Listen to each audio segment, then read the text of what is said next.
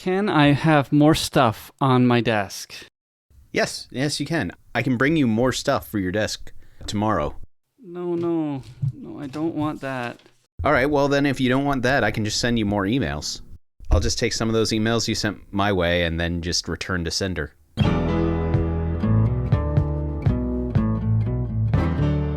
Welcome to My Hill to Die On, episode 75. Everyone has things they are passionate about. Things we want our friends to try and experience. So we've convinced each other to try different things. And we talk about these experiences to see if we can get just one more person to join us on our Hill to Die On. I gotta get some of this programming done. I have effectively given up on one thing. Oh, yeah? Mm-hmm. I brought my grading home so that I can do it this evening, because... Uh-huh. It's not a bad idea. Well, I mean, I have constantly tried to find time to do my grading, and I'm just not finding it. Mm-hmm. And with the fact that I have programming projects that need to be done before the end of the year, it's not like I can shift things around. Right. So I'm just going to have to do the thing that I tell people never to do. Take their work home with them. Mm-hmm. Well, what can you do? Also, if I don't finish my grades soon, my students will be in for a unfortunate surprise where it's like, hey, you didn't do this, and this, and I just didn't put in those grades till now. So surprise, you're now getting a lot lower grade. Well, not failing. It's so hard to fail my classes. I mean, seriously, there is so much daily work that as long as you're doing your daily work, it is so stinking hard to fail my classes. Mm-hmm. But, I mean, they might not be getting the grade that they were hoping for. How are you doing, though? Doing well. I was actually thinking that we are on the precipice, right? The precipice. Oh, gosh. Of the events coming up. What are you talking about? The events have already started. Well, yes, that's true. We are in a minor calm before a larger storm. I usually think we have ramped up to graduation season when all of the choir and band concerts start. Mm-hmm. Because usually we have a band concert, a choir concert, and a third concert. Well, this one was orchestra, but yeah. There's like 3 concerts and then graduation, which includes things like, oh, we need to make sure that the senior summative project is going all right. Do we have all the cameras? Do we have all of the details set up so that nobody, freaks out? And then we have, yes, graduation. This year too, I'm leaving right after graduation for my trip, and then I am returning in the middle of the following week's activities, and then they're just going to continue on for me because I have a graduating 8th grade daughter. So it's just going to keep going. And then we have our final wrap-up of the year, and I need to have a bunch of things finished by that point. I was really hoping to have something ready by the 1st, and we are recording this on the 28th, so, it's going to be tight. Ryan, have you been collecting Yamazaki points? No, I tend not to get point cards simply because I never remember to bring the cards with me, and so I generally don't collect points. You can almost collect point cards, actually, in Japan.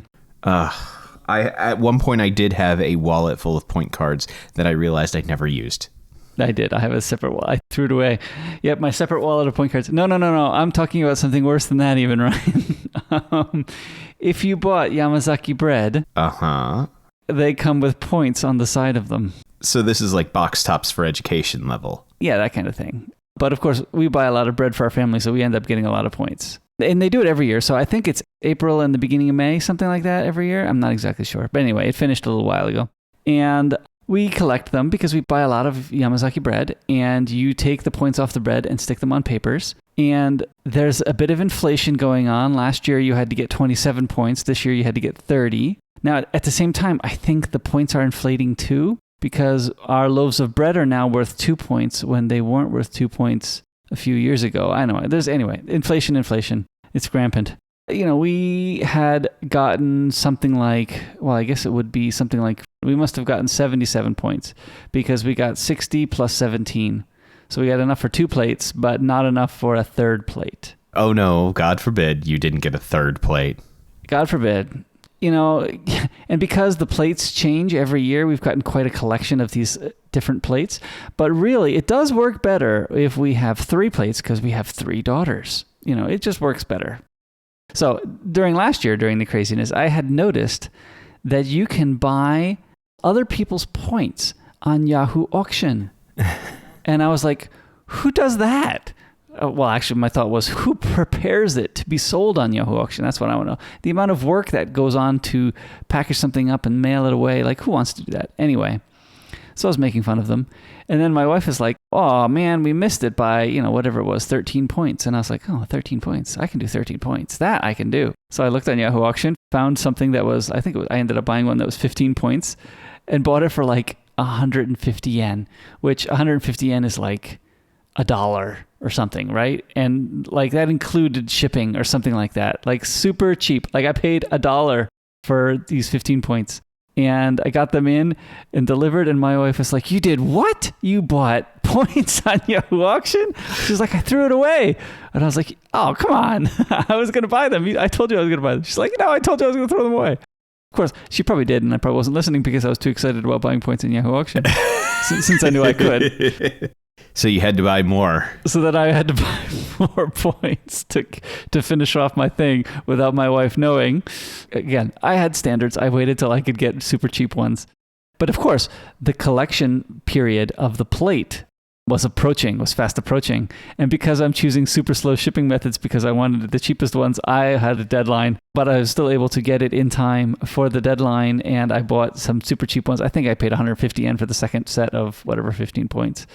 So it was like, well, you can't get it all for really cheap. But yeah, basically I paid 250 yen for another set of 30 points and then got another plate out of that. And then I decided, how do I put this in front of my wife? So yes, I did the obvious thing of just placing it in the pile and seeing when she would notice. And she noticed that evening because I think my oldest daughter said, oh, look, there's 3 plates now. And my wife was like, what? There's 3 plates? So... And then you had to explain yourself. Exactly. That, hey, I only spent like 250 yen, which is like $2. Like, no problem. Like, not a big deal. She's like, okay, fine. Yahoo Auction can get me in trouble sometimes, but it was fun buying points, that's for sure. Sometimes? Mm-hmm. Well, I haven't gotten into big trouble yet because I haven't spent too much money on things. Well, yeah, that's because you usually give yourself a limit. Yes, I give myself limits. Actually, I did just buy a card game for my daughter on Yahoo Auction this morning because she's like, Dad, have you played this game? It's fun. It's called Spot It. Oh, yeah. I played it. It was 500 yen on Yahoo Auction. Nobody else bid, so... It's a fun game. It's a match game. Yeah, it was an unopened one with a slight rip in the box. So I was like, yeah, I can pay 500 yen for that. No problem. Yeah, because, a slight rip in the box. It's not like you are a collector of... Boxes? No. Unfortunately, I have a closet of boxes. That's the outer box too, right? Because this... Yeah, because there's the tin. What I'll actually keep is the tin, so I'll take that box and throw it away. Yeah. I'm okay. Yeah, no, I realized a couple of years back when I bought board games and expansions and ended up with boxes upon boxes that are now sitting empty because I try to consolidate, like if I have multiple expansion packs, I'll try to consolidate them all into one box so that I can just, I'm going to play this game, I'm just going to pull out the one box. The problem is when there are games that are just way too big for one box. Anyway, all that to say, I do have a closet full of boxes. Yeah. I have compacted a few of my games. Yep. Yahoo Auction. Good stuff. Go ahead and buy them more. So I talked about the Kindle I bought a few times ago. Now I'm talking about plate points. And now, just recently, I bought more things. So what you're saying is Yahoo Auction, is that a sponsor? No. Yeah, well, I wish. Too bad.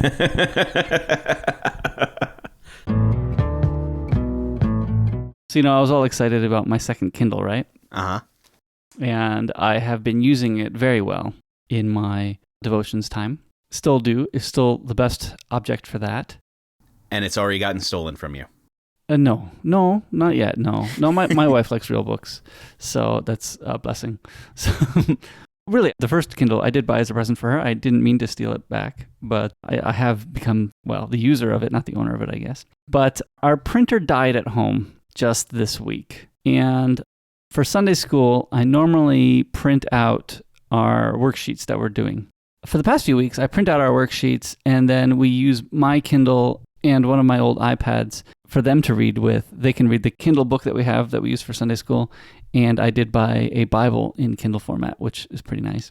So we've been doing that for the past few weeks because I was like, oh, I have enough devices now. We can do that. But today I said, I'll just go to school and print them out and come back quick. My wife said, why do you print them all out? They all have iPads. Why don't you just put the stuff on their iPads? And I was like, oh, yeah, that's an interesting idea. I mean, one of the reasons is I set this up this morning too. So I said, the rule is we only do these apps. I loaded their books into iBooks so that none of the other book purchases that I have, just these 2 books are there. And I loaded the papers into GoodNotes because my wife has a subscription to GoodNotes because she's a teacher. So we all get it because we're all part of the same family. Wonderful thing. So I loaded these into GoodNotes. And that worked out very well. And the kids, of course, love coloring on their iPads already. They just have other coloring apps, right? They use Procreate or other apps for animation things. So they quickly figured out how to do what they want to do in GoodNotes. Like, oh, okay, I have to use these brushes and these things. And they've already got pencils because of their other coloring stuff. So I was like, wow, this transitioned very easily. Now, still, we had to have the rule, no other apps when we're at church. In fact, I almost wonder if I should set up a focus mode for them. I'll consider that later, perhaps. I was amazed at how quickly that went into play. In fact, because, I was going to go away next week, I had already started a Pages document with okay, I copied the Bible verse into the Pages document, I copied the devotion book into the Pages document, and I had it all set up. But then I realized, oh, they just learned today that I had, put all these stuff on their iPads themselves, so I don't really need to have all this in there. So I greatly simplified that Pages document down to just the few minor instructions that I had and loaded it into their GoodNotes already, so they're all ready to go next week. Yeah, and that was nice too, right? Because I was thinking, oh, I don't want to have to copy these things to their stuff all the time. I have to be able to do it easily. I want to just be able to set it up and be done. And at first I thought, oh, I'll just make one GoodNotes document that we all share. But actually, no, it was very easy to make a GoodNotes document that I share with them. And one of the other nice things is GoodNotes works on the Mac. So I'm doing all the prep on the Mac, and I can set it all up and then add it to all of their GoodNotes journal things from the Mac. And it's great. It's done. It's that easy. That was so nice. Actually, I should show my wife that GoodNotes works on the Mac too. I bet you she would like to know that. Yeah, you just mentioned that, and I'm already going, oh, it is? Because I was definitely thinking to myself, I was like, oh yeah, I have GoodNotes. GoodNotes is great. GoodNotes is a very nice app. And if you use iCloud syncing, it all just syncs together. It's nice. So I was like, wow, this is much simpler than I expected it to be.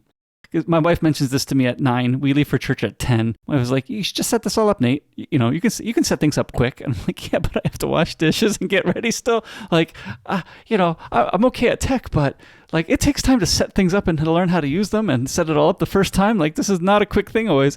But no, I actually got it all done in a half an hour of time I had. I was like, I sat down at GoodNotes. I was like, okay, I'll make one big document. I was like, no, wait a minute. I can make 3. And I had all their iPads and I had to install GoodNotes on 2 of them. And it got set up in the half an hour. I was like, okay, that was much easier than I expected. And it worked very well. They were all very pleased. Yeah. So now the question is, do I still buy a printer for home? One thing that I think helps my printer survive is the fact that I do print 4 pages a week through my printer, right? Just keep the ink flowing through the nozzles. Don't stop anything up. I just print 1 document a week through it. And, there are the times where I need something printed, or my daughters need something printed. It's more like what it is. Oh, I need this printed for homework right now. Right now. And, it's always right now. Why? Because I didn't plan ahead. Okay. But there are those situations. It's not often. It's probably once a month. But do I get another inkjet for a once a month print that will probably break down again? Or do I get a cheap laser for a once a month print, which I can, print thousands of documents on 1 cartridge? It's going to take me more than a year to get through the cartridge. Or option 3, I'm sorry, kids, you got to do your printing before you leave school. All right, before you leave for school, or even if I go to school, pick up a print from school, it's still probably better, still probably cheaper. Even if we had a 7-Eleven right next to our house and I printed there, that would still be better and cheaper. Because, you pay 10 yen or 5 yen per sheet. And how long would it take me to get to 6,000 yen for an inkjet and 2 mon for a laser, right? 5 yen per sheet's not that bad when you're printing just emergency things. Mm-hmm. And yeah, if I'm printing one thing a month, that's a better deal. So I might just do that. Yeah. By the way, I just finished installing GoodNotes on my computer. And all your notebooks showed up? I haven't opened it yet. I was trying not to distract myself too much. It's nice. There are a handful of iPad apps that I think, most people should have. GoodNotes is, I think, one of them. I think you can do it without paying if you keep everything in one journal, right? Or one notebook. For the people that can do that, it's not bad. But the paid version's not terribly expensive either. I don't remember what we pay, but it's not much. I didn't even think it was a subscription. I just thought it was a... Oh, maybe it was one time. Because you're right. I don't think I pay a subscription. Yeah, I think it's a one-time buy. But yeah, way to go, Catalyst. Get these people get their iPad apps on the Mac. Very nice. Yeah, I am really happy with more and more iPad apps getting to the Mac. For sure. Ferrite, please. Ferrite. Really. Come on. Please. I wonder if he's redoing it in Swift UI so that it can be a better Mac app as opposed to just a Catalyst Mac app. I wonder if that's what he's waiting for. I don't really know, of course, how hard it is, but that would be nice. How often do people come up to us and just say, hey, can't you just do this? Yeah. Can't you just? That's the best phrase. Can't you just? Can't you just? That was another story from this week, right? We got a bunch of little stories, Ryan. I don't know how you're putting this all together. With pain. Here's a can't you just, Ryan, right? I loved it. My daughter walked up to me. You were there because you were sitting there. My daughter walked up to me at the end of last week. Yes, I was laughing. She said, hey, Dad, I just filmed a thing with my friends. Can't you just turn this into a QR code for me? Dad, just turned it into a QR code. I'm like, okay, what do you mean by turn it into a QR code? Oh, you mean, can you edit a video?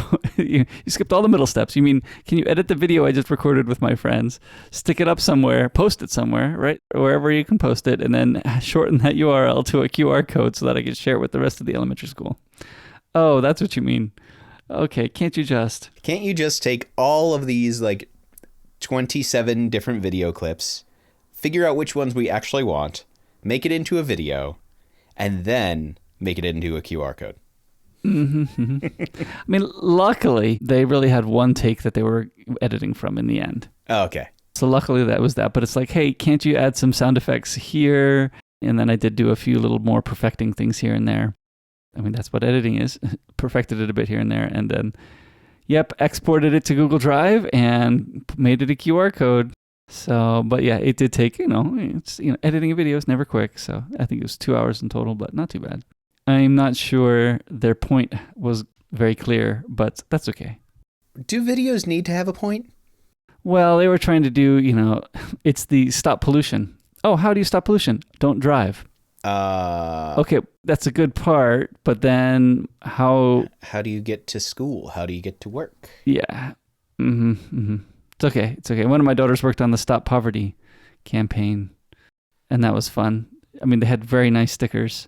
But how do you stop poverty? There was not as much there. But the stickers are cool. Well, all you have to do is investigate the SDGs and see what the UN is doing about that. No? I think they donated the money to something, to some charity, which is good. The stickers are fun, though, because they just said stop poverty. Because, you can just do that. You can just stop doing it. Mm-hmm. Yeah, just stop doing that poverty thing. And it'll go away. It'll clear up like the cold. So what's the equivalent to medicine for a cold? It's money. That's what.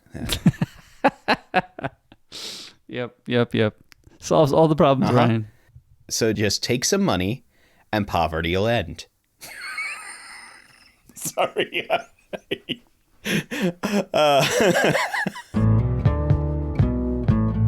I remember reading the Book of Three when I was really young. And I decided to go back and reread it.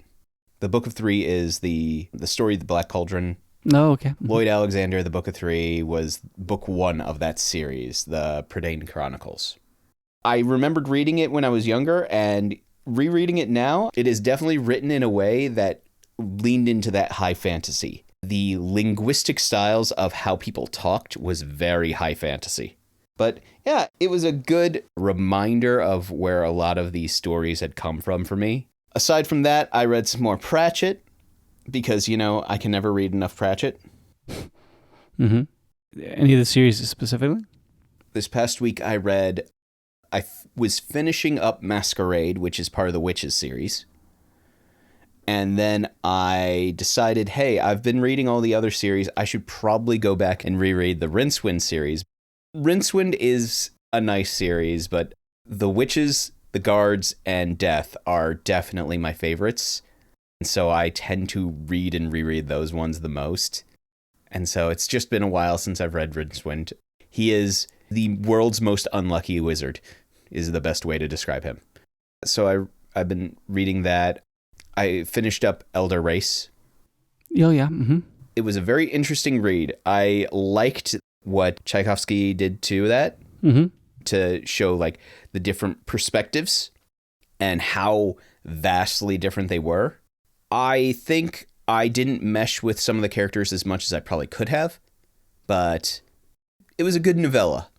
I did finish Nine Fox Gambit. I think I had a hard time getting into it. I had stopped and went to other books, and I came back to it because I was like, I'll finish it. And it got better. It uses a lot of vocab that they do not define. You're just lost. Figure it out from context cues. You have to figure it out from context cues. Most of it you don't even understand, but it's a big deal. And so you are just kind of lost most of the way through the book. And it's kind of a fun feeling. I think what scared me off was the first chapter was very military, okay, we're in the war and there's, blood and guts flying everywhere and this kind of stuff. And, she kind of wins, but she loses half her company but it's okay. And I kind of stopped there, and that's just the first chapter because the rest of the book is completely different. So for me, it was, okay, I had to get through that. But then once I got through that, then it was quite interesting. So, which I'm not describing anything of the book for you at all because that's just the first chapter and it's not that at all. So, but yeah, I think the thing that still threw me a little bit was, there's so much vocab that I don't understand. And I think most people probably can. You can pick up more than probably I did. But at the same time, it was just so much fun anyway. Even though I don't quite understand how everything's working, how all the science is working, at least it's consistent in that. So I didn't feel the need to completely understand that. You will want to read it at some point, Nine Fox Gambit. Yeah. I don't think I'll pick it, but I think you will want to read it. You could pick it, maybe. Yeah, maybe. I might like it more than you. Like I said, I've been reading some Rincewind books. After that, I have Nettle and Bone queued up. So I was planning on Scholomance after Nettle and Bone, though. I think it'll be good, but I'll let you. Oh, thank you. Thank you. Letting me read my own books first. Oh, that's revolutionary. So this week for Game Corner, I am going to tell you about a game called Dragon's Dogma. Dragon's Dogma, okay. Dragon's Dogma. And the reason why I want to talk about this one is because Dragon's Dogma 2 got announced. Okay. Which is actually pretty surprising to me because it didn't seem popular enough to get a sequel. So you're not expecting it? I was not expecting it. So, Dragon's Dogma, it's an RPG. It's a fun game. It came out originally around the same time I think that Skyrim did, which Skyrim is probably a name that you've heard of. Yeah. That might give you a reason why it's not as well known.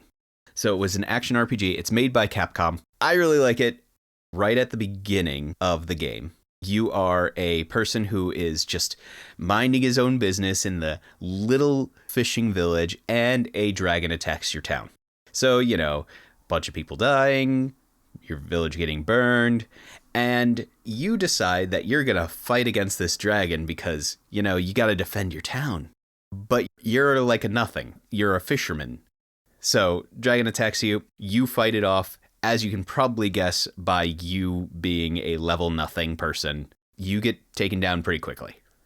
And the dragon then proceeds to eat your heart. And you see all this, huh? You see all this. So, dragon eats your heart. You then wake up with this giant scar over your chest. Yep, your heart has definitely been eaten.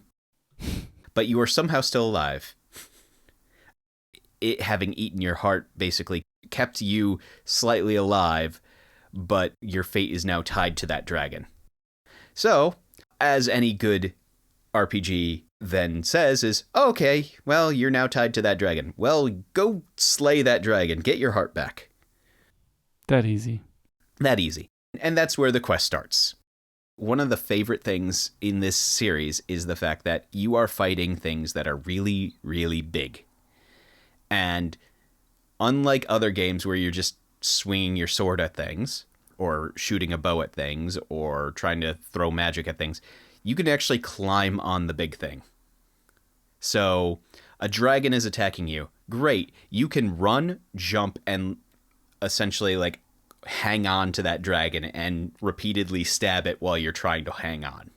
I really like that climbing mechanic where you are trying to fight while holding on to something that doesn't want you to hold on. So it's definitely an interesting take on the normal battle systems that tend to happen, where in a lot of games, they'll make you super powerful, able to like fly and do all this sort of stuff. This one, you are just hanging on most of the time. So in one of the early fights, you'll fight a chimera, which is like part goat, part lion, part snake, and all teeth. You fight this by essentially running up, grabbing onto the lion's mane and being like, I'm gonna stab you and hope this works. And that's the sort of stuff that is how you start the game, at least. You do get more powerful throughout the game, but it is a very interesting game, and I really liked it. It was a lot of fun. But yeah, the sequel, the official sequel, Dragon's Dogma 2, has at least been announced, and it was announced earlier this week because PlayStation had a big hoopla. They announced a bunch of different things, and one of the ones that I wanted to talk about was that one, because that one made me smile that it actually got a sequel. They announced a bunch of different things, and you're going to buy all of them? No. Yeah, they had a couple of peripherals that were announced, which, not really my bag. Oh, Alan Wake 2 was also announced. Well, maybe not announced, but it was given a date. Spider-Man 2, they showed some gameplay trailer stuff. That looked pretty fun. Final Fantasy 16, they gave another trailer for, just basically make everybody more excited for that.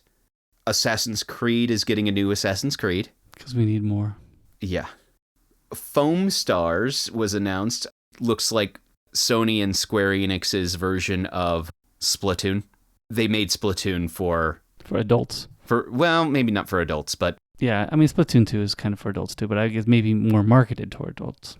I think this one's more marketed towards like teen area, because the characters you play as they feel similar to like your other kind of shooter games. So that kind of thing, not my bag. Things that I'm definitely not going to be playing are things like Five Nights at Freddy's, which is a horror game and just not my bag, because they're jump scares. And I much prefer, if I'm going to play a horror game, I'm going to play a horror game like Alan Wake, which is, like psychological horror. Other than that, The Plucky Squire looks like a fun game. Because the Plucky Comic Relief. Well, yes. Well, what it is it's a game that essentially you are controlling a character inside a storybook, but at a certain point in the game, or at a certain point in the trailer at least, the storybook character jumped out of the book and then interacted with the 3D world outside of the book. It looks like one of those games that has a lot of fun and probably a lot of heart. It gives me a little bit of vibes of something like Tearaway, or maybe It Takes Two, but It Takes Two is a lot more of an emotional roller coaster kind of game. But yeah, those were some of the things that got announced. But there's a few that I'll play. Final Fantasy 16, of course I'm going to play that one.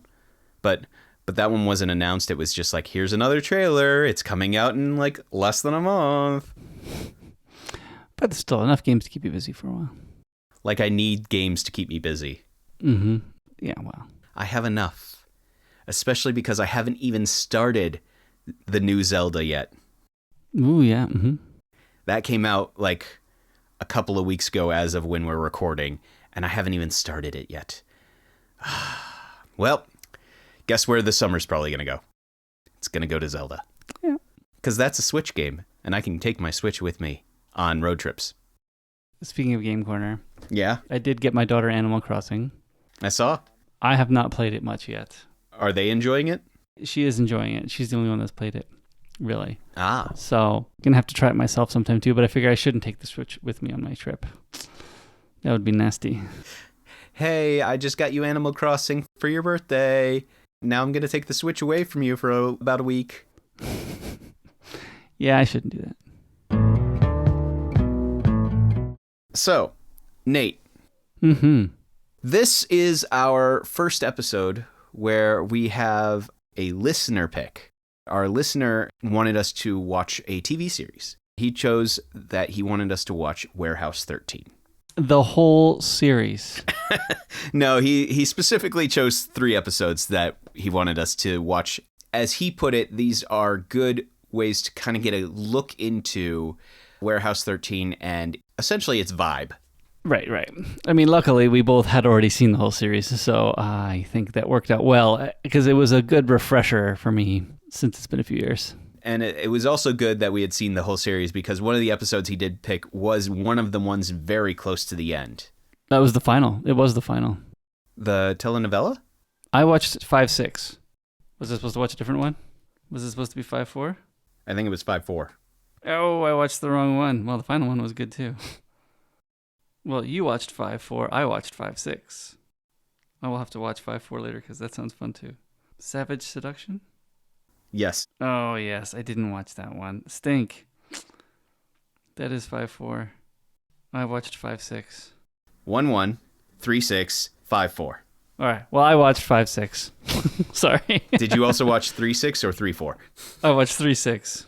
You know, now that you say that, I think you did say 5-4 to me because it wasn't, you're right, it wasn't 3-6 and 5-6. Yep. No, it was 3-6 and 5-4. I watched the wrong homework, but I remember enough of the whole show in general. He had us watch those 3 episodes. Sorry, I'm just thinking to myself how I'm going to edit all that. Our confusion about which ones we should have watched. Oh, well. But this series is a series in which it involves things that have some special features, I guess is the best way to put it. Characteristics? Characteristics. That deploy special characteristics, right? Yeah. You'll have various items throughout your life that apparently just have some very special meaning. And maybe one of them happens to be also containing the soul of Alice from Alice in Wonderland. You know, details. But because of that, we thought that for our pick 2 today, we should pick 2 weird objects or objects of value. This was weird. This was a weird choice for you to challenge me to pick. So I'm going to kick the ball into your court for now. Oh, I wanted you to go first. All right, I'll pick one. Actually, I'm having a hard time picking a second one, I think. I have a lot of tchotchkes, right? Actually, we talked about this just recently about cleaning the stuff out of our parents' homes in America. A few things made it over to Japan. Well, actually, one made it back to Japan is my rock from the top of Mount Fuji, which I don't know if they allow you to pick up or not, but I have one. Are you allowed to do that? I know in some places you're not allowed to take like coral home with you and things like that, but... Well, the mountain's now shorter because of you. I know, it is. Well, yeah, me and other hundreds of people. Yeah, I have a small rock from Mount Fuji, and I took a small one because I didn't want to take a big one anyway, but I have a small rock from Mount Fuji. That's one of the tchotchkes. So that made it back from Japan to America and back to Japan. But the one I think I'll pick is I have a bass player made out of washers and bolts and bits of metal welded together. That's actually pretty fun. I don't remember where I got it, but it is a fun little thing. I play bass violin. It's a guy standing up playing bass out of copper wire, and I think washers make the bass, and the nut is the head of the guy. Anyway, it's quite fun. Little metal things all welded together, and it's a fun little desk ornament thing. It lives at my house now on my bookshelves. So, you know, it's one of the ones that I couldn't throw away because it's just a neat object. It has no special powers. It doesn't make me play bass any better, that's for sure. Still don't do well at that. But it's just a fun little desk ornament that I have that has survived the many throwaway, many objects cycle. Speaking of really weird things that I found from my parents' house, this is something that I actually did get rid of. And it came back? No, I got rid of it just this past year because I didn't realize I still had it. And I'm going to talk about it because it was just so ridiculous. So, growing up, at one point, I had a keychain collection. Oh, yeah. Mm-hmm. Just every keychain I could find on one ring. And I remember coming across this giant monstrosity of keychains when I was going through the boxes and bins in my parents' house. This had some of the most awful keychains on it. I had a Slinky as a keychain. There was a Slinky as a keychain tied to a bunch of other metal objects. So I think you can realize exactly how effective as a Slinky this Slinky was. Mm-hmm. There was the world's smallest Swiss Army knife. Mm-hmm. Mm-hmm. There was like every truck stop kind of like little thing. Considering I was doing this collection when I was in elementary school, it was weird enough that I had a couple of bottle cap openers, but it was just like the worst things. And if there was any object in my house that I would be like, this is a cursed object, it was that collection because it was just so crazy. I did start this when a friend of mine who was moving away decided to give me like a collection of like 10 keychains on one ring. And then I just kept adding to it. And it was just... Yeah, built from there. It built. And like I said, if there was any cursed object that I found from my parents' bins, it was that giant collection of every trip you've gone on, just put it on the ring. Mm-hmm. Because it's either that or magnets, right? Keychains or magnets or things like, the less than $5 object that you can pick up. Yeah, it was bad. It was bad. Second one. Well, I think I'm going to go with the obvious one, Ryan, is my phone. Because I think that has too many magical powers. I didn't realize that your phone was a cursed object. It casts many spells over me. It takes me away from things I should be doing.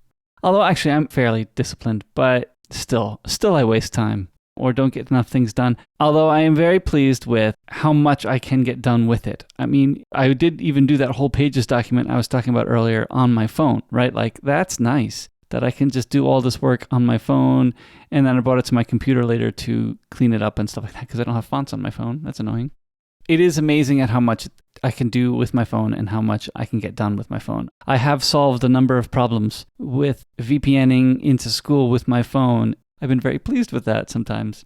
I love the fact that I don't even have to take my phone with me running anymore. I can just be listening to podcasts from my Apple Watch to one AirPod in one ear. No wires, no nothing. That's pretty amazing. Although that's not my phone. That's pretty much an extension of the phone things. But yeah, I think my phone has more power than I use, and I love the power that I can get out of it.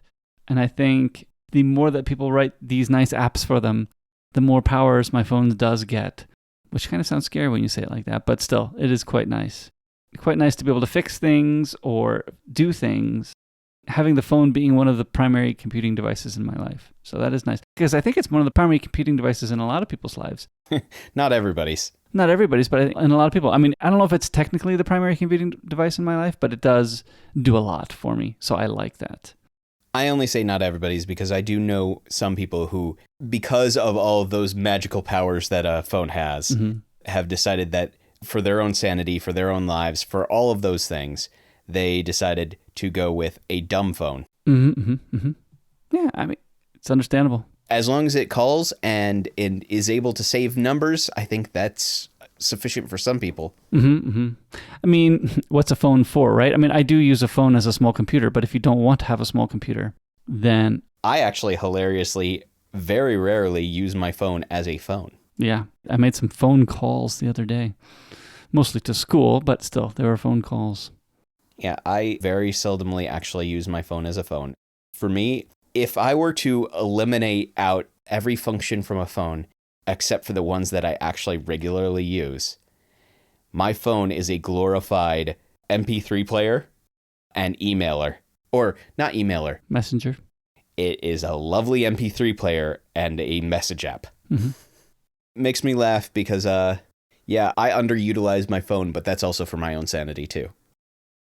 I've done memorabilia before, and I've talked about a couple of other pieces of memorabilia before. So I'm going to avoid the memorabilia category, I think, because I did think about, I do have a music box that I got from my grandmother who passed away.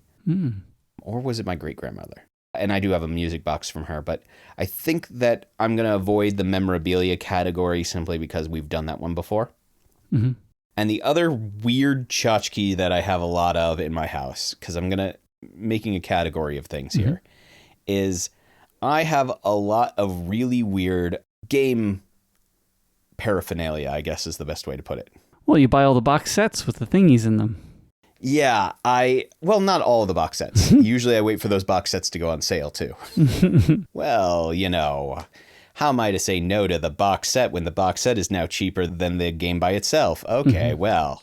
And so, yeah, I have some really weird memorabilia. There's a game called Valkyria Chronicles, which is something similar to a World War kind of aspect, but all in fictional countries.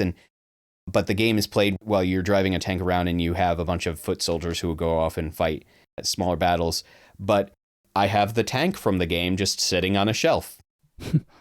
I have a bunch of other little characters from various games. I have a couple of Final Fantasy characters sitting around. I have a Dragon Quest Hourglass that sits on a shelf next to a Mimic. Is a Mimic a Dungeons and Dragons thing?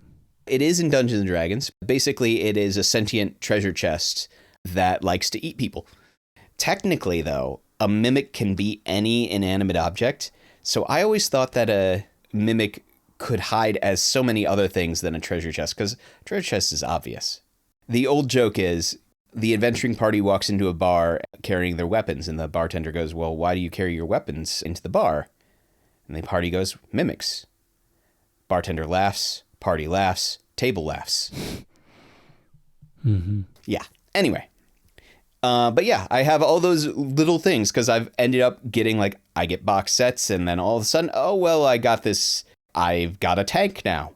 Oh, I've got clearly a screen printed painting on canvas of the cover art of the game. And I have a bunch of random things like that. So if you ever walk into my house, I have a area of a bookshelf that just has on top of the bookshelf, just all these little tchotchkes. They're tchotchkes.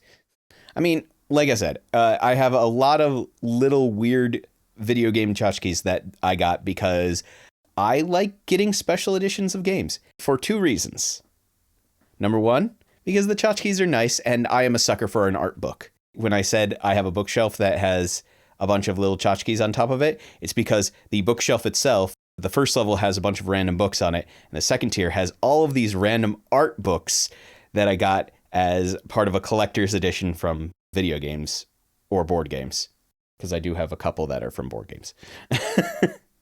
And then on top of that shelf is all of the tchotchkes, like the tank and the Final Fantasy characters and things like that.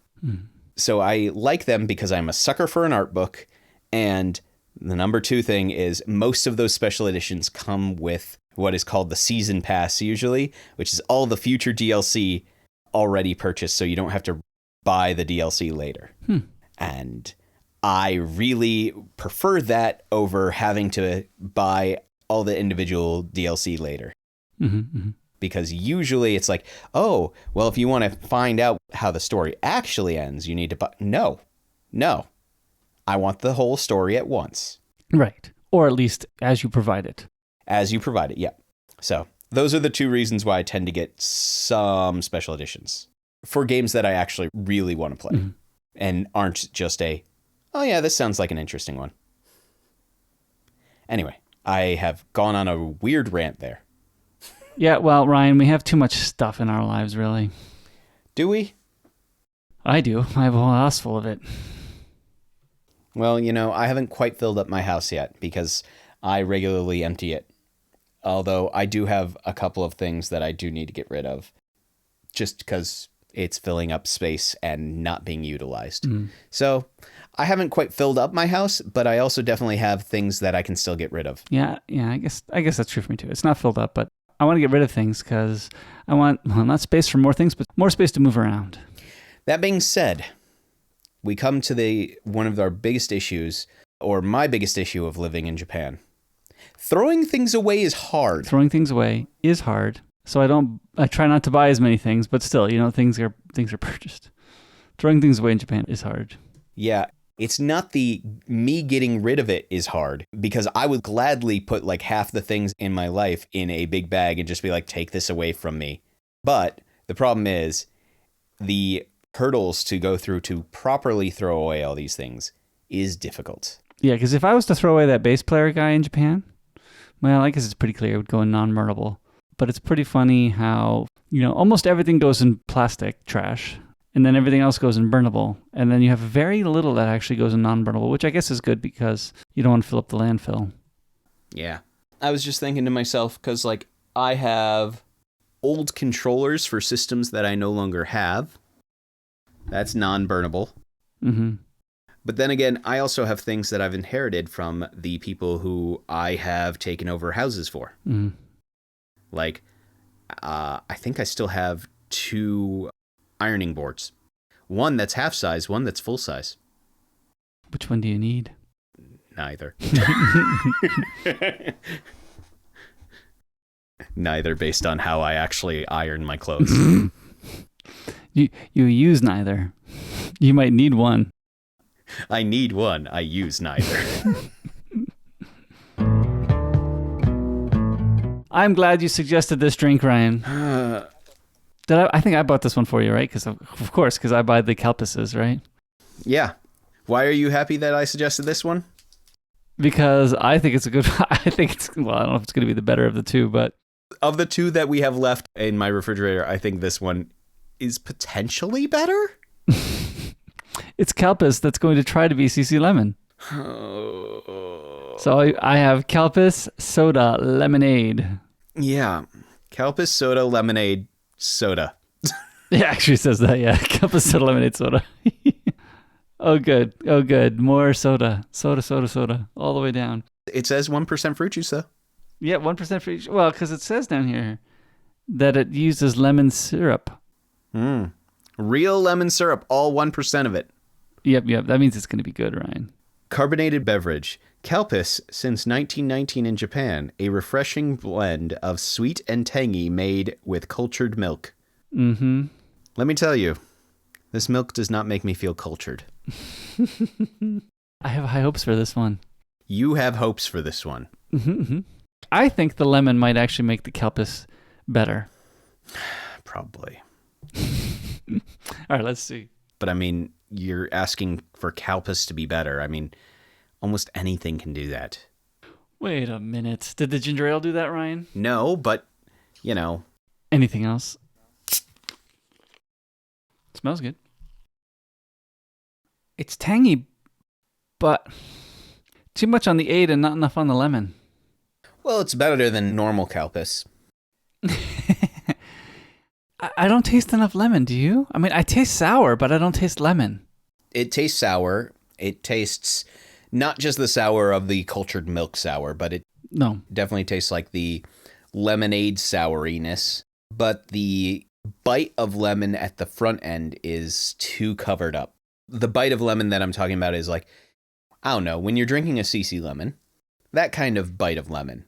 Where this one, you're getting the tail end, you're getting the aftertaste of what would be the lemon, but you're not getting the front taste, so it doesn't feel the same. Mm-hmm. I think that it disappoints me a little bit. I mean, I don't know if it's the worst thing. I think it's disappointing you because you had too high of hopes. Well, that is true. You had high hopes, and what you really need to remember is to walk into these situations with no hope. So that I can never be let down, all right? Yeah, never be let down. When you recognize that everything will let you down, you will never be let down.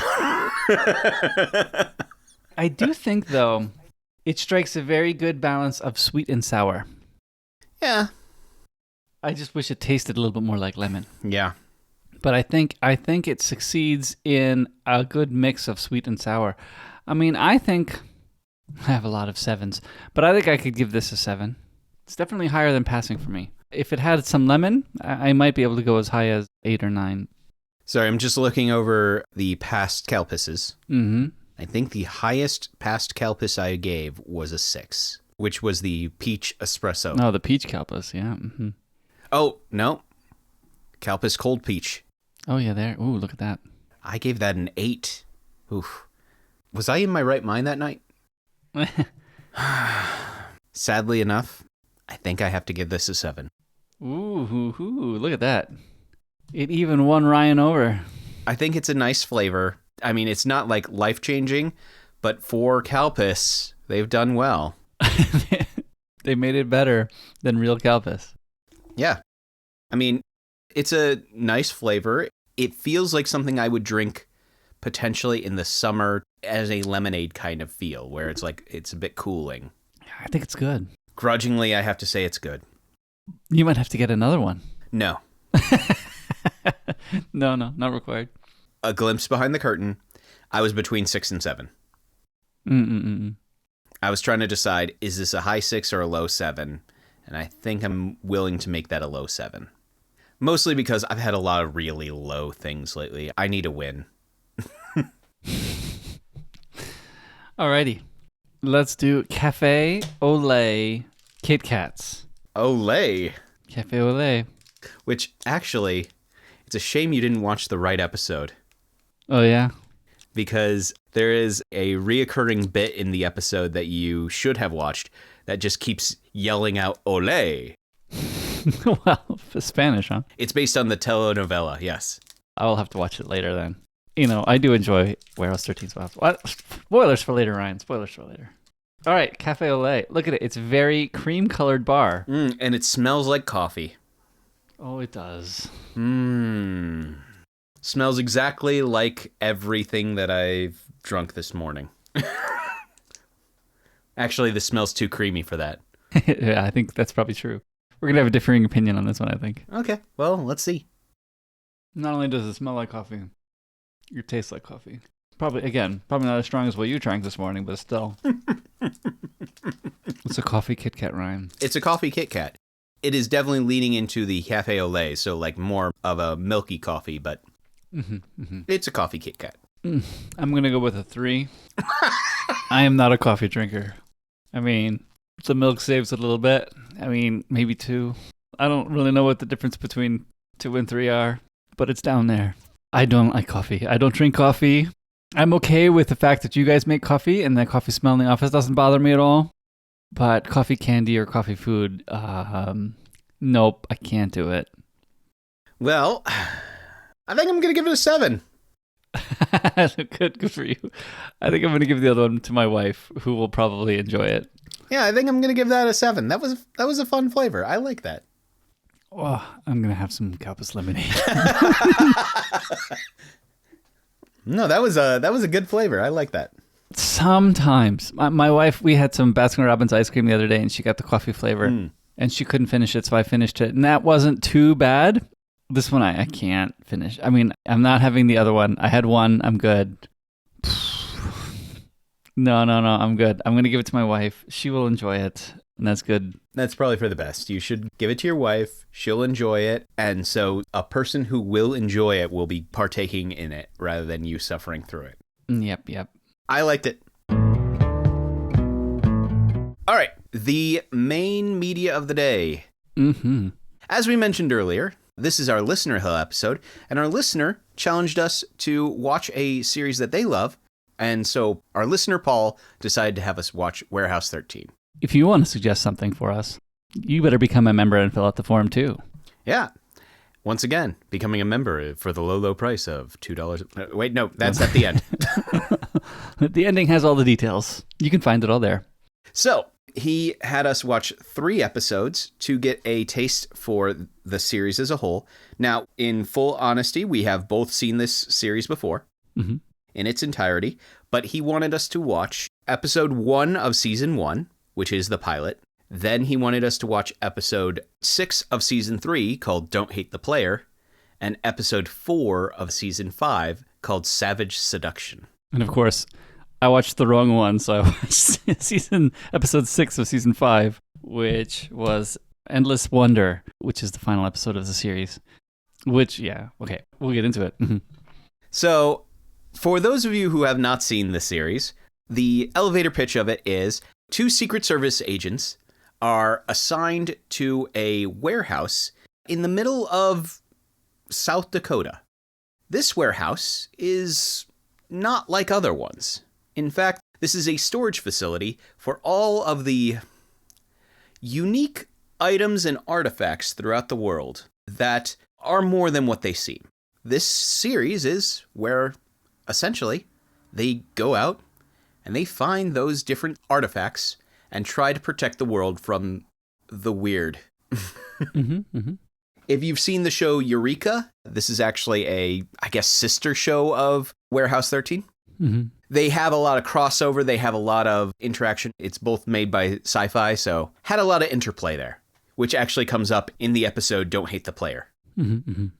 So let's start with initial feelings, I guess. I mean, I liked it when I watched it, too. I'm not even sure I saw the first episode. I might have, joined in the middle at some point. So actually, I did enjoy watching the first episode again. I mean, in general, I liked it. I think that while being outrageous or unbelievable in some of its stuff, it still manages to be a good show. I think it does the I don't take myself too seriously stuff well, and has just the right amount of humor, a straight cop and the humor cop balancing things out, right? Yeah, that's the thing, is it is willing to have fun with itself. Right. I mean, yes, it has a lot of things that edge into very serious topics, but it is willing to have fun. It is willing to play around. And quite honestly, they have a lot of really cool things in this warehouse that they could just, okay, we're going to just be weird with this thing. And so many of the little punchy lines right at the beginning of the series have to do with like, oh yeah, that's just the disco ball. Or, oh yeah, that's just the coat from this random scientist. Oh, that's just and it's just all those like really quick, weird things that you go, okay. And then you take one look into the history of it and you're like, okay, that's kind of funny. I have long since enjoyed this sort of stuff because it's taking a lot of the normal history, the normal real life sort of things, and then giving it all this slightly supernatural quality that makes it real fun and mixes our world with a sci-fi and fantasy feel, which I just love. Nope. Yep. I thought it was good too. I had forgotten the Eureka crossover stuff, so it was actually kind of fun that Paul picked the ones with the crossovers because I had forgotten. But it was a good thing to see another character that I had recognized from Eureka, a show that I don't know if I watched all of that either, and that show definitely had ups and downs. I think, though, I would describe Warehouse 13 as fairly even keel. I mean, it probably had some good and bad episodes in there, but I don't remember it having like big swings of like, okay, there was a bunch of bad episodes and a bunch of good episodes. I think it was pretty even throughout its run. At least that's how I remember it. I could be wrong. I think there might be one stretch somewhere. It was either late 4th season or early 5th season that I was like, I'm not feeling it right now, but... Yeah, I think actually you're right. I remember that too a little bit, but yeah. But in general... But it definitely picks up again, especially because episode 4 of season 5 is definitely a fun episode. I'm going to have to watch that one. I did recognize, when it first came on, the Saul Rubinek... I recognized him from Star Trek. He was in Next Generation for an episode. He's also in Leverage. He's also in Leverage. I forgot that too. Okay. He's in the pilot of Leverage and a few intermittent episodes. Oh, and actually, I do remember that I did not like where they had Brent Spiner in Warehouse 13. Ah, yeah. I forgot that he was the bad guy. And actually, watching that season 3 episode, the game one, I had forgotten about that FBI agent girl, and I forget where that storyline goes to, but I thought that was a fun storyline too. I remember that being a fun storyline. I just forget where it goes. I think the thing is, what they do really well is this essentially monster of the week kind of stories that then have interwoven in them, there's a subplot that runs along the whole thing. So you can jump in on any episode and be like, okay, this is a fun episode. But there's a subcurrent of like, this is a reoccurring theme that's going to keep coming up. And I think that this show does it that real well, where, like I said, there's a lot of reoccurring themes, but many times it is a monster of the week, or here's the crisis that the world is currently going in. Like season 1, there's a bunch of random episodes where it's like, okay, there's a cloak that lets people walk through walls. There's a compass that allows people to teleport. There's all these little things, but most of the time they're disconnected from each other, except for those undercurrents. Like, oh, this is somebody who's been behind the scenes orchestrating it all the entire time kind of level.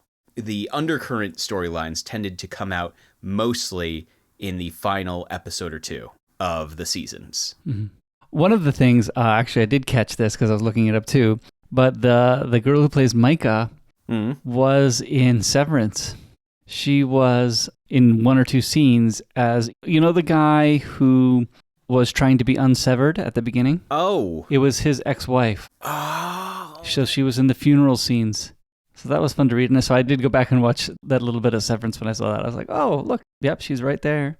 Not much screen time, but that was her. I mean, I do think one of the things that made Warehouse 13 special was the characters. I think they just worked well together. I mean, all of them, you know, Artie and Micah and Pete. And then even adding Claudia and Steve. I think Steve never really... He didn't fit as well as the others, but he did still fit. And he had some good stories and brought his own special thing to it. So I think that worked well. To me, anyway. I think the thing that really was maybe why he didn't mesh as well was because he joined in season 3.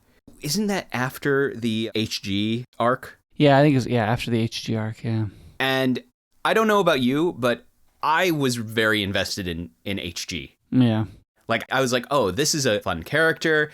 She fits in well. This is going to be great. And then they took her away. And so I think I had given up on trying to really attach to new characters at that time. Yeah, because you're like, oh, they're going to rip him away anyway. Yeah. And I think that's one aspect of it. And the other aspect was the fact that the other characters all join in season 1. Yeah. Even Claudia. Yeah, even Claudia. Claudia is introduced in like episode 5 of season 1. Yeah. And so you have had a lot of time to grow with these characters. Whereas he is essentially joining in on an already established family. Yeah. And so that was the hard part for him. In the times that I have rewatched it, I have liked him better than my first time watching it, but I think largely I didn't mesh with him as well because I think I was still a little bit annoyed over the loss of HG at that time. Because I really was like, yeah, no, HG is a great fit for this. And that loss made me go, okay, they're just going to rip him away. And so I think in having watched the rest of the series and then come back, I was more willing to get invested earlier, which allowed me to like him more the second time I watched it through. And so I think that had more to do with me than it had to do with him as a character. Does that make sense? No, I think so. I think I agree with that. Because in some ways I felt like he was like the fan standing there alongside everybody just watching things happen. Like, oh, I get to be part of the show kind of thing. But I mean, he still had his own talents, you know, telling when people lie and somebody who knows his way around the guns and things. I think that the other actors, had such a great fit that it was probably tough for him to fit in. I think that whereas Micah and Pete had that interplay together where they were partners, they worked well together, they tried to make him a little bit of that partner with Claudia. And I think that Claudia had enough strength on her own that it didn't play off as well. Yes, because she carried the scenes more than he would. And I think that was the struggle that he had. Actually, I had something to say about the final episode, but I guess that's not the one you watched. Yeah, it's not the one I watched. You watched the correct ones.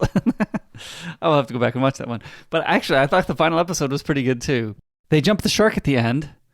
They finally have Micah admitting that she likes Pete. Mm-hmm. Because again, as soon as you do that, it ruins the show. So they waited till the last episode to do that, which is good. But that was kind of fun. You know, you gotta love that. Like, oh, are they ever going to get together? I mean, there was a kid's show that my daughters watched called Handy Manny. Mm-hmm. And every day, Handy Manny stops at the hardware store, of course, because he's the handyman, to pick up his supplies. But he's got this flirty thing going on with the cashier lady, the owner of the hardware store. And they never do anything with that. And in fact, in one of the final episodes, everybody's gearing up for a wedding. And yeah, at least the adults are thinking, oh, it's going to be Handy Manny's wedding. And no, it's his father's wedding. It's hilarious. I mean, to me, it was hilarious. I was like, who's going to be? Who's going to be? Oh, it's not Handy Manny. It's his father. Anyway, so they didn't jump the shark in that show either. But in this one, yep, they waited for the end until Pete and Micah to be actually going on a date. So that's kind of fun. So yeah, I thought the final episode was fun because I think it did wrap things up too. But I want to go back and watch the other one that Paul recommended. The one that involves the telenovela, it doesn't actually do the setup for that final. Oh, okay. For the final date, in the fact that the end of that episode is Pete's ex telling Pete, oh, it would have never worked out. It's obvious you're in love with Micah. Oh. And then the door shuts. I'm very glad to have watched the first episode again. Mm-hmm. I don't think I ever got I think I kind of understood their backstory from here and there, from listening to it here and there. Mm-hmm. But I really liked watching that from the beginning there. I think that there was a good amount of, why is Micah the way she is, right? I mean, yes, she's, has a good memory and reads a lot of books, but why is it like that? And, Pete has his vibes. What's up with that, right? And so I thought they did a great explanations of that in that first episode. I thought the first episode was pretty good. And why do they accept that this is their new thing, right? They did great moving all of that through. Mm-hmm. Yeah, I think that one was a bit of a longer episode, but They were able to introduce you to the characters, show why they were the way they were, and also just keep everything internally consistent. Mm-hmm, mm-hmm. And yeah, it worked really well. I will say that there are a lot of times where there are certain things that are just set up for silly little jokes that are just great. All right, so I am going to spoil a little bit of the episode that you haven't watched yet. I've already seen it one time. So the telenovela episode, they are looking for a specific item, the artifact, that is with Pete's ex's grandma, who is now trapped in her favorite telenovela. And to rescue her and to get this artifact, they have to go into the TV show. But both Artie and Pete go in carrying these cufflinks because I can't remember who it was, but it was somebody's cufflinks, somebody who could never stay in character. And so these cufflinks basically help them remember who they were and not accidentally slip into the characters. Mm-hmm. And so, with all that set up, that somewhere along the line, they're gonna end up losing these cufflinks. But the entire time, what happens is, because everybody's getting slapped and everybody's like choking each other and doing things like that, the cufflinks would fall out of their hand. And every time they fell out of their hand, a gust of wind comes out of nowhere, just blowing their hair every which way. For Artie, it was actually like it would blow his cheeks, and they definitely added in some sound effects to make it sound like his cheeks were like in the wind. Mm-hmm. And then they would immediately go into the characters they were playing. They did it like, I want to say probably 5 or 6 times in short succession, but it was just played great, especially because at a certain point, oh no, there it goes. And then the wind is about to start, and it made me laugh every time. Mm-hmm. Yeah. And I also really liked the Don't Hate the Player episode. Yes. Mm-hmm. Because they went into a game, Ryan. Yeah, they went into a game. Yes. I wonder why our listener decided to have me watch the one where they go into a game. No, it was fun. It was great that we had that crossover with Eureka. It was also a lot of the setup where you're just like, yeah, okay, we're going to save the princess. Who's the princess? Of course it's going to be Claudia. Mm-hmm. Yeah, I know. I saw that one coming. But still, it still was fun, though. I mean, I think that's one of the fun things about Warehouse 13 is you see it coming, but it's still fun. But it's still fun. They properly signpost all of the problems. They're like, this is what this does. This is what this is for. And they show you all the things. And then you're like, okay, your mind races through all the terrible things that could go wrong. And yes, those are the things that go wrong. Mm-hmm, mm-hmm. But it's because the writers have definitely thought through cause and effect here. So yeah, I thought it was fun. I really like the series. It's a fun series. If you have not seen it, I highly recommend it. I'm glad Paul suggested this because I think people should go watch Warehouse 13. It's fun stuff. I enjoyed it. It is fun. I forgot that it was 2009 when this first came out. I know. I actually thought it was older, but still, 2009 is not bad. No, I thought it was older too. Because 2009 would have meant I was within my junior or senior year of college. Oh, that's kind of crazy when I think of how long ago that was now. Back when I was a young lad. But yeah, it's a fun show. It's a really fun show. And I think that more people should go out and watch it. Yeah. Mm-hmm. So. Especially these episodes. Yeah. Olay. So I have a book for you next time, Ryan. A book? We're getting back into the books. It hasn't been that long since we've been in a book, I think. No, it hasn't been that long since we've been away from the books, no. Although the last one I brought to you was a movie. Well, that's because you made that choice. It was a good choice, Ryan. You made a choice. Mm-hmm. I learned about this from The Incomparable, I'm pretty sure. I mean, I think it was on a Hugo list. What book am I reading? Oh, yeah, I should say it. This is The Fifth Season by N.K. Jemisin. Ah, that's a good one. That's a good one. You like it, do you? Yeah. I think I heard about it from The Incomparable, but I think it was on some Hugo nomination lists too. I think it might have won. I think it actually won the awards. We'll talk about that later, though. But yes, everyone should go out and read it because it is very good. We will be covering the other two books in the trilogy as well. Eventually. Yes, eventually. But let's start with the first, and we'll work our way from there. So go out and read The Fifth Season. I look forward to having a discussion about it with you because I have things I want to talk about. Good. Mm-hmm.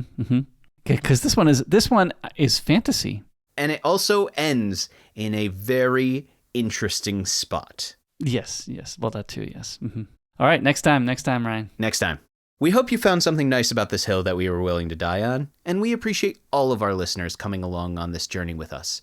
And if you ever thought to yourself, hey, I really like these guys and what they do, and I wish there was just some way I could support them, you can. Visit myhilltodieon.com/members for more details. But what does it mean to be a member? For the low price of $2 a month or $15 a year, you can help support this podcast. And by doing so, you get access to the members-only podcast Not My Hill, which is where we discuss things that are probably someone else's hill to die on. We have very strong feelings about them, but as the title says, they're definitely not hills that we'd be willing to die on. In addition to that, you also get access to the suggestion form, where you can make suggestions, just like Paul did for us today, where we will listen or read or watch some hill that you're willing to die on, and we'll talk all about it. But know that the conversation doesn't have to end here. The discussion can continue with us through Reddit at the subreddit My Hill to Die On, or by contacting us through email, which is, to no one's surprise, myhilltodieon@gmail.com. And finally, we also upload all of our episodes to our YouTube channel, which is also named, say with me now folks, My Hill to Die On.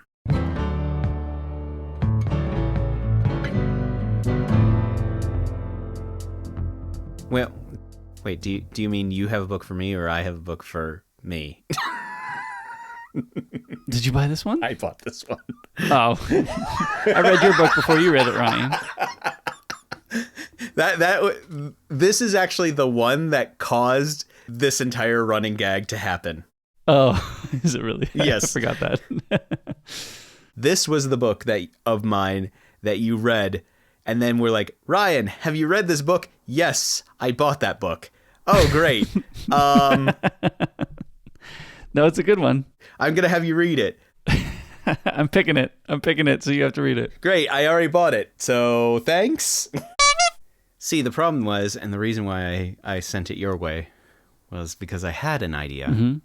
I had something before the call happened, and I apparently forgot to write it down. Oh, I hate that. Trying to remember, and I was trying to remember what it was. I've done that a few times too. Because I was like, yes, I got something. Yes. I got something perfect, and then I didn't write it down. Mm-hmm. Mm-hmm. So I wanted you to go first so that I could hopefully try to remember what it was.